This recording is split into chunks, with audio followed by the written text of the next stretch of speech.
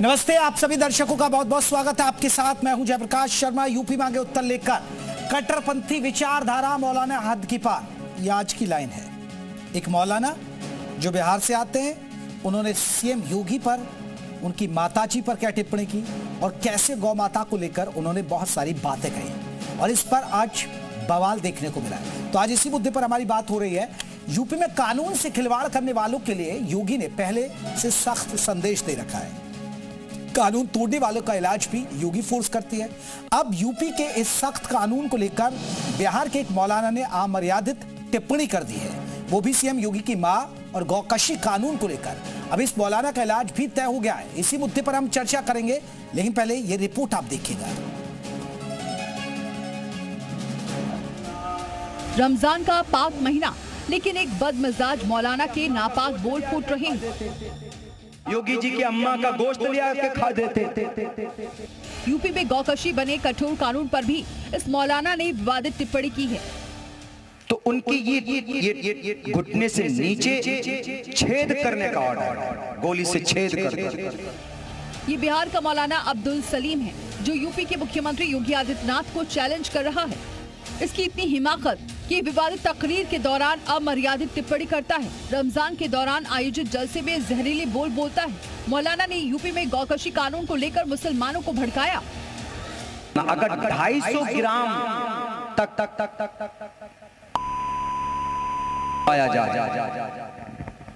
मांस, तो उनकी ये घुटने से नीचे छेद करने का ऑर्डर। मौलाना अब्दुल सलीम के विवादित बयान के बाद मामले ने तूल पकड़ लिया। लखनऊ के अटल चौराहे पर युवाओं ने मौलाना के खिलाफ मोर्चा खोला और उसका पुतला फूंका।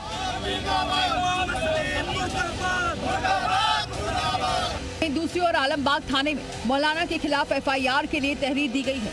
गौ सेवा संगठन के अध्यक्ष देवेंद्र तिवारी की ओर से शिकायत दी गई है। अब्दुल्ला सलीम बिहार, बंगाल में बड़े मौलाना के तौर पर जाना जाता है। धार्मिक आयोजनों में विवादित तकरीरों के लिए जाना जाता है। असदुद्दीन ओवैसी की पार्टी AI MIM से भी जुड़ा रहा है। फिलहाल अब्दुल्ला सलीम ने जिस तरह से जहरीली तकरीर दी है, उस हिसाब से उसका इलाज भी तय है। उम्मीद है कि जल्द ही मौलाना सलीम पर विवादित टिप्पणी को लेकर एक बड़ा एक्शन होगा। ब्यूरो रिपोर्ट, जी मीडिया। वहीं मौलाना सलीम के बयान पर सियासी भूचाल आ गया। राजनेताओं ने मौलाना पर कानून सख्त एक्शन की बात कही है और मौलाना सलीम के विवादित बोल पर संत समाज में भी आक्रोश है। अयोध्या से लेकर मथुरा तक के संतों ने मौलाना सलीम पर एक्शन की मांग की है। माननीय गोरक्षपीठाधीश्वर पूज्य मुख्यमंत्री योगी आदित्यनाथ जी महाराज के मां के बारे में और गौ माता पे टिप्पणी किया है। ऐसे मौलाना को बीच चौराहे पे खड़े होकर और फांसी लगा देना चाहिए, गोली मार देना चाहिए। उत्तर प्रदेश के मुखिया योगी आदित्यनाथ जी को कह रहा है कि उनकी आती हैं, इस तरह बयान दे रहा है। ऐसे मौलाना को तो उल्टा टांग करके और योगी का डंडा पड़ेगा, दिमाग ठिकाने आ जाए। हमारी सरकार से मांगे, ऐसे मौलाना को तो पाकिस्तान भेज देना चाहिए, क्योंकि ये लोग हिंदुस्तान में रहने लायक नहीं है। मौलाना अब्दुल्ला सलीम के विवादित बयान पर प्रतिक्रिया देते हुए उत्तर प्रदेश सरकार में मंत्री दानिश अंसारी ने इसे बेहद दुर्भाग्यपूर्ण बताया। उन्होंने कहा वो मुसलमानों की ओर से इस बयान का खंडन करते हैं और किसी भी नेता या उनके परिवार के बारे में इस तरह की टिप्पणी स्वीकार नहीं की जा सकती है। अफसोस की बात है कि हमारे समाज के मौलाना ने ऐसा बयान दिया है। एक उत्तर प्रदेश के सूबे के मुखिया माननीय मुख्यमंत्री योगी आदित्यनाथ जी, उनके बारे में ऐसी टिप्पणी करना, ऐसी अभद्र और हल्की टिप्पणी करना, ये साफ बताता है, जाहिर करता है कि मौलाना साहब आपसी सौहार्द और भाईचारा बिगाड़ने की साजिश रच रहे हैं। मैं दर्शकों को बता दें कि इस पूरे मामले की बात करिए तो मुख्यमंत्री की मां को लेकर की गई कथित आपत्तिजनक टिप्पणी के बाद विवाद बढ़ गया है। योगी यूथ ब्रिगेड के प्रदेश अध्यक्ष और हिंदुवादी नेता अजय तोमर ने एक वीडियो जारी कर मौलाना अब्दुल्ला सलीम को कड़ी चेतावनी। उनका कहना है कि ऐसे बयान किसी भी सनातनी के लिए अस्वीकार हैं। उन्होंने बिहार सरकार से मौलाना के खिलाफ कड़ी कार्रवाई की मांग भी की है। इस प्रकार बिहार में एक मौलाना अब्दुल्ला सलीम ने हमारे उत्तर प्रदेश के यशस्वी मुख्यमंत्री योगी आदित्यनाथ जी महाराज जी की माता जी को लेकर जो गाली देने का काम किया है, जो अपमानजनक अभद्र टिप्पणी की है, इससे योगी यूथ ब्रिगेड बर्दाश्त नहीं करेगी। ऐसे मौलाना की जुबान काट लेंगे, ऐसे मौलाना के हाथ पैर तोड़ के 72 हुरों के पास पहुंचाने का काम योगी ब्रिगेड के कार्यकर्ता करेंगे। मैं बिहार की सरकार से और बिहार के प्रशासन से मांग करता हूं कि तत्काल ऐसे मौलाना। तो मौलाना सलीम की बात करें तो इनका ठीक ठाक विचारक है, इनके लोग मानते हैं इनको, क्योंकि उत्तर प्रदेश की बात करें, बिहार की बात करें तो वहाँ बहुत ठीक ठाक इनके लोग हैं जो इनको फॉलो भी करते हैं। इसी पर हम बात करेंगे कि आखिरकार ये टिप्पणी क्या ठीक है और किस अंदाज में की गई और उसका मतलब क्या है और क्या इससे माहौल नहीं खराब होगा, क्योंकि लोगों में गुस्सा आक्रोश है कि मुख्यमंत्री की मां को इस तरह से जोड़ के तो कम से कम नहीं कहना चाहिए। हमारे साथ कई खास मेहमान हैं। हमारे साथ संजय चौधरी प्रवक्ता है बीजेपी के जुड़ गए, पंकज मिश्र एआईसीसी के मेंबर है वो भी हमारे साथ जुड़ गए, यतीम चेतनानंद सरस्वती हिंदू धर्म गुरु वो भी हमारे साथ जुड़ गए, मुफ्ती वजाहत कासमी इस्लामिक स्कॉलर हैं वो भी हमारे साथ जुड़ गए। मुफ्ती साहब आपका बहुत बहुत स्वागत है। मुफ्ती वजाहत कासमी साहब, चर्चा की शुरुआत आपसे करेंगे। ये मौलाना सलीम को लेकर हम चर्चा कर रहे हैं, उनके बयान को चर्चा कर रहे हैं, आपको नहीं लगता ये कट्टरपंथी विचारधारा है ये मौलाना ने जो हद पार की है? देखिए, कट्टरपंथ में और कमीनेपन में फर्क होता है जी। ये दोनों है, कट्टरपंथ भी और कमीनापन भी है। इस संसार में माँ से बढ़कर कुछ नहीं है।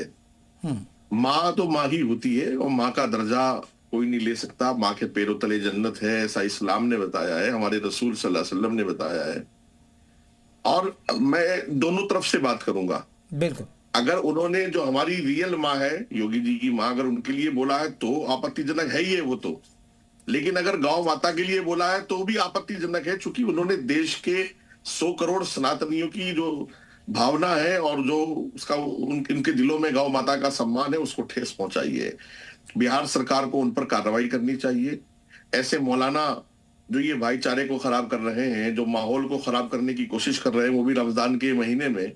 अच्छा, मैं एक बात इनसे ये पूछना चाहता हूं कि इनके संस्कार गए कहां? ये किस बात के मौलाना हैं? कहां से पढ़े लिखे हैं? क्या पढ़ा है इन्होंने?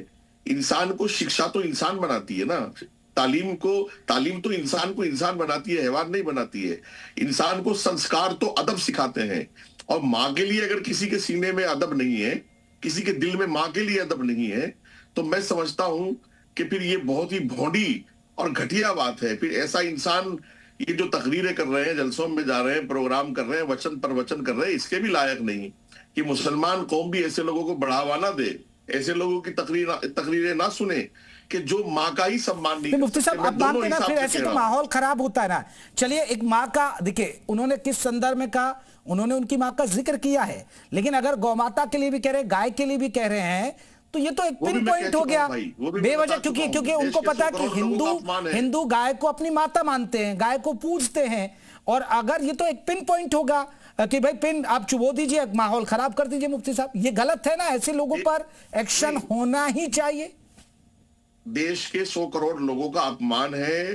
देश के 100 करोड़ सनातनी, हमारे बल्कि पूरी दुनिया के सनातनी जहां जहां भी आबाद हैं, वो गौ के अंदर विश्वास, माता का विश्वास रखते हैं, वो गौ को मां मानते हैं।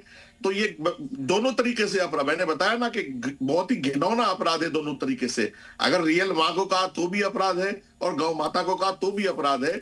अगर वो किसी के मजहब का सम्मान नहीं कर सकते तो वो खुद भी मजहबी आदमी नहीं है, वो खुद भी धार्मिक आदमी नहीं है। मुफ्ती वजाहत साहब, आप तो ठीक है, निंदा भी कर रहे हैं, बहुत सारे तो लोग इस पर कहीं ना कहीं अपनी और अलग बात करते हैं। मैं लौटूंगा, कांग्रेस का क्या रिएक्शन है? अब एक बार कांग्रेस का रिएक्शन पंकज मिश्र जी हमारे साथ जुड़े। पंकज साहब, कैसे देखते हैं मौलाना साहब के इस बयान को? देखिए, कांग्रेस इस मामले को तूल नहीं देना चाहती और कांग्रेस इस बात की लेकिन पुरजोर निंदा करती है कि वो किसी की भी, कभी भी कांग्रेस इसकी समर्थक नहीं रही कि कभी किसी के माता पिता या किसी पर कभी कोई उलझुल टिप्पणी की जाए। ये योगी जी नहीं, हिंदुस्तान में कभी भी किसी की मां के विरुद्ध ये उटपटांग की भाषा का प्रयोग नहीं करना चाहिए। कांग्रेस इसका समर्थन नहीं करती, परंतु मैं एक बात यहां जरूर कहूंगा, देखिए जब जब चुनाव आते हैं देश में, तो ये कौन सी ताकतें हैं, इस पक्ष की भी उस पक्ष की भी, कि ऐसे माहौल के समय ऐसे बयान देकर बेवजह हिंदू मुस्लिम या धार्मिक उन्माद फैलाने का काम करते हैं। तो मैं तो ये कहूंगा कि देखिए, ये बीजेपी का प्रायोजित प्रोपेगेंडा है और इस प्रोपेगेंडा को संचालित करने के लिए वो लोग ये सब करते हैं। चैनलों पर इस पर बहस होगी, पश्चिम बंगाल के चुनाव है। यानी ये कहें कि मौलाना साहब इनकी कठपुतली है पंकज साहब? हम तो देखिए बीजेपी वालों की कठपुतली है मौलाना साहब। हमारा पक्ष है जो हम उत्तर प्रदेश में चाहते हैं। उत्तर प्रदेश के मुख्यमंत्री, उत्तर प्रदेश की सरकार या भाजपा की सरकार केंद्र में ये जो कहती है कि विकसित उत्तर प्रदेश बनाएंगे, तो क्या इसी तरह बनेगा विकसित उत्तर प्रदेश? कांग्रेस क्या सोचती है? कांग्रेस कहती है और सोचती है कि जब समाज को जाति और धर्म के नाम पर बांटने की कोशिश होती है तब विकास के असली मुद्दे पीछे छूट जाते हैं। आपसी वैमनस्य और विभाजन की राजनीति हमें उस रास्ते से भटका देती है जहां से समृद्ध और सशक्त उत्तर प्रदेश का सपना साकार होना है। जरूरत इस बात की है आज कि हम संकीर्ण सोच से ऊपर उठकर शिक्षा, रोजगार, महंगाई, चिकित्सा और मूलभूत सुविधाओं जैसे वास्तविक मुद्दों पर ध्यान दें। क्या लग रहा है कि मौलाना ये बीजेपी के इशारे पर सब हो रहा है? मेरी बात पूरी होने दीजिए, मेरी बात पूरी होने दीजिए, थोड़ा जल्दी करिए और भी मेहमान के पास जाना है। जब समाज में एकता, सद्भाव और सहयोग की भावना मजबूत होगी तभी विकसित भारत और विकसित उत्तर प्रदेश का सपना सच होगा। इन मुद्दों में कुछ नहीं रखा। मौलाना ने अगर योगी जी की मां पर कोई टिप्पणी की है, उसका भाव क्या था? अगर वो गाय पर भी टिप्पणी की है, गौ माता पर, तो हम इसकी भर्त्सना और उसकी आलोचना करते हैं कि उनको कभी भी सभ्य समाज में, हमारे देश में, इस लोकतंत्र में किसी को यह इजाजत नहीं है कि किसी के मां के मैं लौटता हूं। संजय साहब, लोगों में नाराजगी है। पंकज जी को आपने सुना, मौलाना हालांकि इस्लाम स्कॉलर तो उसकी निंदा करें, निंदा तो देखिए पंकज जी भी करें, लेकिन कह रहे हैं कि जैसे जैसे चुनाव आता है तो ऐसे ही होता है, एक एजेंडा फिक्स होता है। यानी आपका इशारा तो नहीं है इसके पीछे? जेपी भाई, दुर्भाग्यपूर्ण बात तो यह है कि कल अंतर्राष्ट्रीय महिला दिवस है। पूरी दुनिया में महिलाओं के सम्मान के लिए, महिलाओं की तरक्की के लिए, महिलाओं के प्रति अपनी कृतज्ञता व्यक्त करने का ये अंतर्राष्ट्रीय दिवस है। और आज इसकी पूर्व संध्या पर यह दुर्भाग्य है कि कांग्रेस पार्टी जो कहा करती थी महिलाओं के सम्मान में प्रियंका मैदान में, उसका प्रवक्ता यहां बैठकर कहता है कि हम इसको अंडरलाइन नहीं करते, हम इसको कंडम नहीं करते। वो इसको कंडम करने की स्थिति में नहीं है। जो राजनीतिक दल ये कहता हो कि महिलाओं के सम्मान को वो अपने लिए, अपने राजनीति के लिए एक मुद्दा बनाता हो, आवाज उठाएगा। महिला सम्मान की बातें तुम लोग करते हो, वो राजनीतिक दल जी का प्रवक्ता नहीं करता। वो राजनीतिक दल आज उस मौलाना को महिलाओं के विपरीत बयान देने के लिए कहने की स्थिति में नहीं है। गाय के रही बात गाय के लिए, तो गाय के बारे में इस्लाम क्या कहता है? मुझे लगता है कि आज जो हमारे मौलाना साहब बगल में बैठे हैं उन्होंने बता दिया कि इस्लाम गाय के प्रति अपनी सद्भावना व्यक्त करता है, लेकिन महिलाओं के प्रति जिस प्रकार से सम्मान की बात होनी चाहिए, अगर कोई महिलाओं के प्रति अपमान की बात कर रहा है तो दुर्भाग्यपूर्ण बात है, निर्लज्जता की बात है, शर्मसार बात है, और सिर झुकाने की बात जहां होनी चाहिए वहां कांग्रेस। पंकज जी देखिए, संजय जी कह रहे हैं आपने निंदा नहीं की, आपने कहा कि हम आपने निंदा नहीं की अपने बयान को अंडरलाइन करने की बात। मैं संजय जी एक रिएक्शन ले लेता हूं पंकज जी। यही बताता है। हाँ पंकज जी, संजय जी कह रहे हैं कि निंदा नहीं की आपने। नहीं, मैं कह रहा हूं कि हम इस मामले उस मौलाना की निंदा होनी चाहिए और मुझको लगता है कि वो इस्लाम से खारिज होना चाहिए। प्रोपेगेंडा सेट है, ये सेट है। मौलाना ने अगर योगी जी की मां के खिलाफ या गाय माता के खिलाफ भी ऐसा कुछ गलत बोला है तो हम उसका समर्थन नहीं करते, उसकी आलोचना करते हैं। उनको ऐसा नहीं बोलना चाहिए, तो मैं कह रहा हूं ना।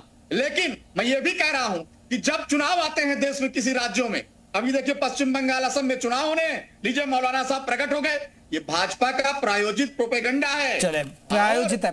जल्दी संजय जी एक रिएक्शन, फिर मैं यतीमा जेपी भाई, देश सम्मान करती है, आगे भी सम्मान। जेपी भाई, देश में तो हमेशा चुनाव होते रहेंगे, चुनाव आएंगे जाएंगे, ये होता रहेगा, लेकिन महिलाओं का सम्मान सबसे पहले है, और जो राजनीतिक दल महिलाओं के सम्मान के प्रति अपनी प्रतिबद्धता नहीं व्यक्त कर सकता, मुझे लगता है कि उसको इस देश की राजनीति में रहने का कोई नैतिक अधिकार नहीं। ठीक है, मैं लौटूंगा। यतिमा चित्ररंजन सरस्वती हिंदू धर्मगुरु हैं। यतिमा चित्ररंजन सरस्वती, ठीक है पंकज जी, हो गई बात। संजय जी रुकिए, क्या संजय जी रुकिए प्लीज, हो गई बात। यतिमा चित्ररंजन सरस्वती इस बयान को आप कैसे देखते हैं?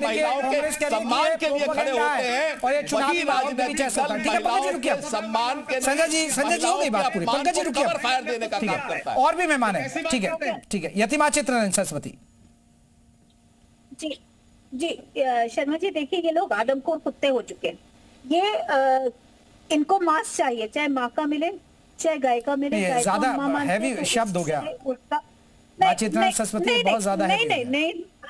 नहीं शर्मा जी, अब ये टिट फॉर टैट तो नहीं करेंगे ना हम। आप तो देखिए, आपके आगे नाम तो यतिमा चित्ररंजन सरस्वती, अगर आप हिंदू धर्मगुरु और ऐसी भाषा की, हाँ शर्मा जी सुन लीजिए ना, शर्मा जी सुन लीजिए ना, जिसको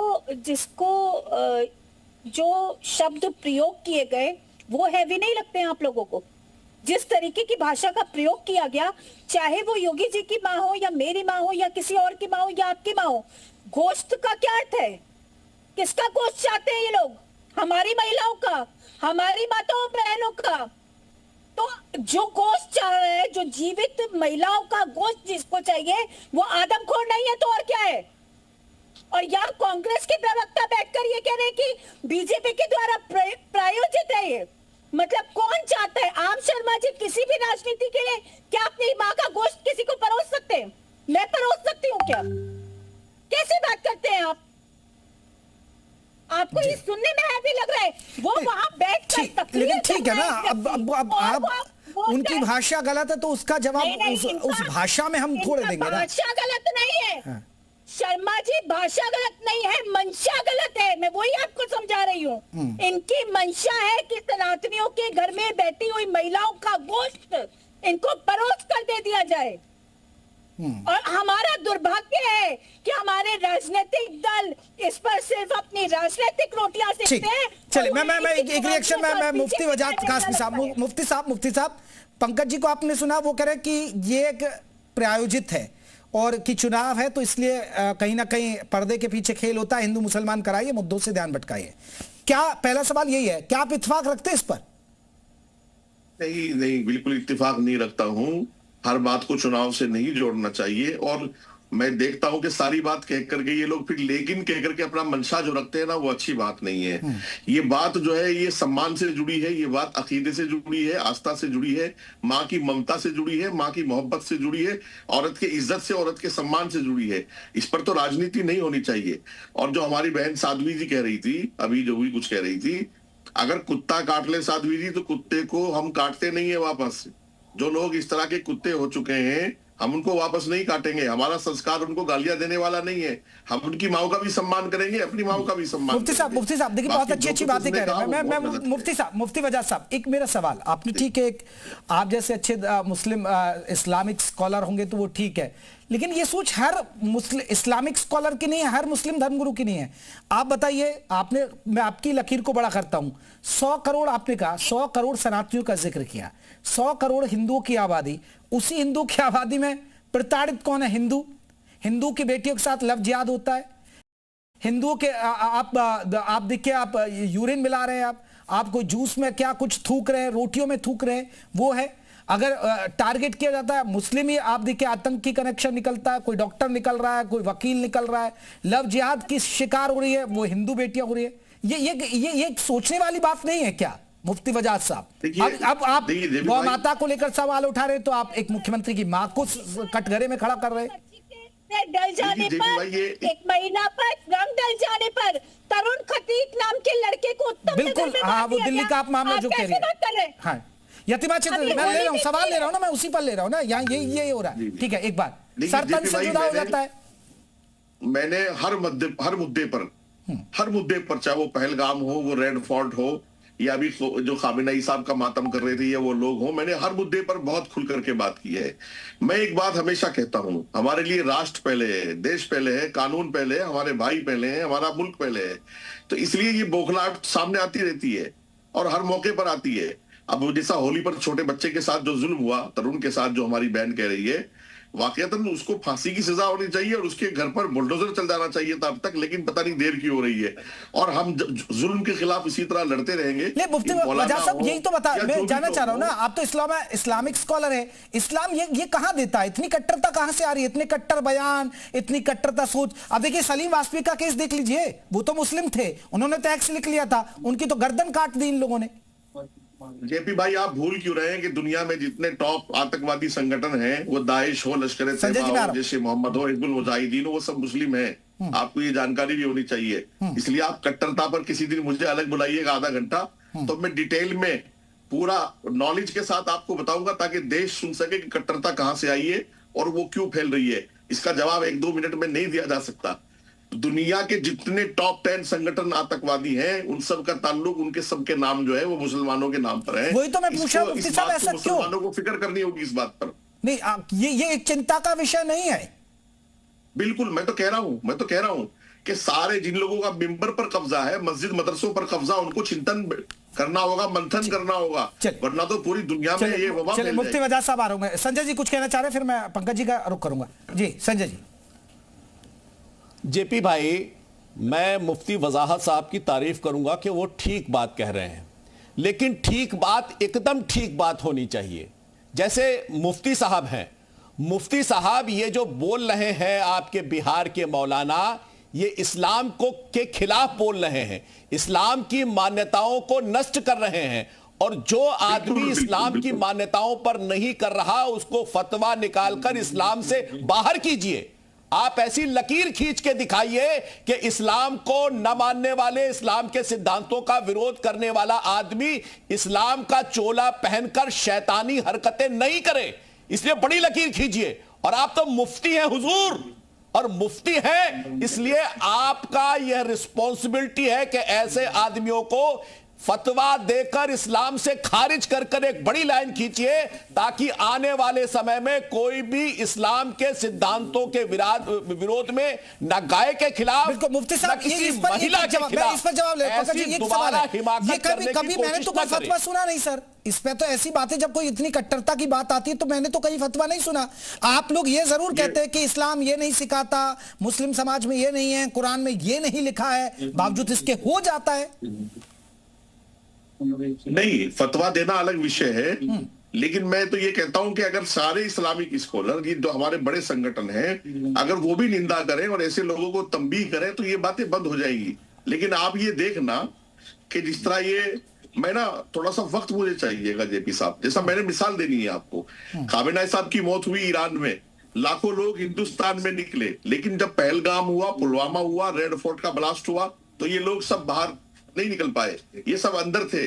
और दूसरी बात मैं आपसे ये अर्ज करूंगा कि अब जैसे ये बच्चा हमारा नवीन होली खेलने में गया है, कोई मुस्लिम संगठन बाहर आकर के नहीं कहेगा कि इसको सजा दी जाए।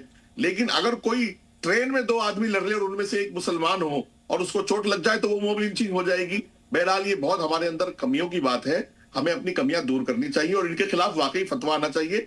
मैं इस पर अलग लकीर खींचने की कोशिश भी करूंगा और अपनी जो काउंसिल है, अपने लोग हैं, उनको बुला करके इस पर हम बात करेंगे। चलिए सर, मैं एक बार पंकज जी, चलिए अच्छी बात कह रहे हैं, ये इस तरह की सोच होनी चाहिए और तभी भाईचारा बढ़ेगा। और ये तो भाई संजय, एक पंकज जी एक रिएक्शन, फिर मैं यतीमा चित्रन सरस्वती का रुख करूंगा। जी पंकज जी। जी बोलिए।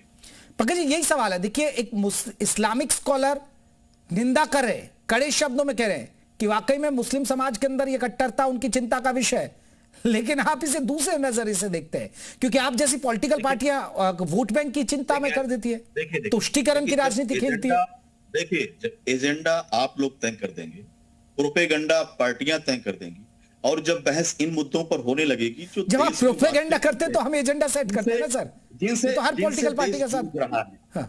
देश बुनियादी समस्याओं से जूझ रहा है, उनको ठीक करने की जरूरत है। अरे बोल दिया कि मौलाना ने, बोलने दीजिए, उसकी तवज्जो क्यों देते उसे, आप छोड़ दीजिए उसको, उसने गलत बोला। सर राहुल गांधी के खिलाफ कोई बोलता है, उनकी मां के खिलाफ कोई बोलता है, तो आप क्या बवाल नहीं करते? क्या कहते हैं कि छोड़ दीजिए, हम मुद्दों पर बात करें। मैं तो पंकज जी आपसे मेरी पूछ रहा बात सुन लीजिए, हूं। जो इस आराम भारत से में समझिए। रहता है, का सम्मान इनके जो लिए भारत में रहता मूलभूत है, मुद्दा जो नहीं भारतीय है, संस्कृति को यही आत्मसात बेनकाब करता है कांग्रेस। वो कभी भी किसी की माँ बहन पर टिप्पणी यही होगी, कांग्रेस की बेनकाबी है कि महिलाओं का सम्मान इनके लिए बुनियादी मुद्दा नहीं है। जो भी बोला, और एक महिला पर, एक माँ पर, वो चाहे योगी जी की माँ हो चाहे सामान्य आदमी की माँ बहन हो, वो किसी के लिए भी बोला जाएगा, वो गलत बोला, उसकी पुरजोर निंदा की जाती है। लेकिन इनको मुद्दा बनाने की बजाय इन पर कार्रवाई करिए, और वास्तव में प्रदेश में, देश में जो लोगों की मानवीय जरूरतें हैं, चलिए संजय जल्दी से कहिएगा, फिर मुझे उन्हें पूरा करने में सरकार अपनी ऊर्जा खर्च करे। ठीक है। देखिए, आज अंतर्राष्ट्रीय महिला दिवस की पूर्व संध्या पर कांग्रेस बेनकाब हो गई जब वो कहती है कि महिलाओं का सम्मान उनके लिए कोई बुनियादी इशू ही नहीं है। ये कांग्रेस के प्रवक्ता स्वीकार कर रहे हैं कि बात किस पर होनी चाहिए, बुनियादी मुद्दों पर, और महिलाओं का सम्मान बुनियादी मुद्दा नहीं है।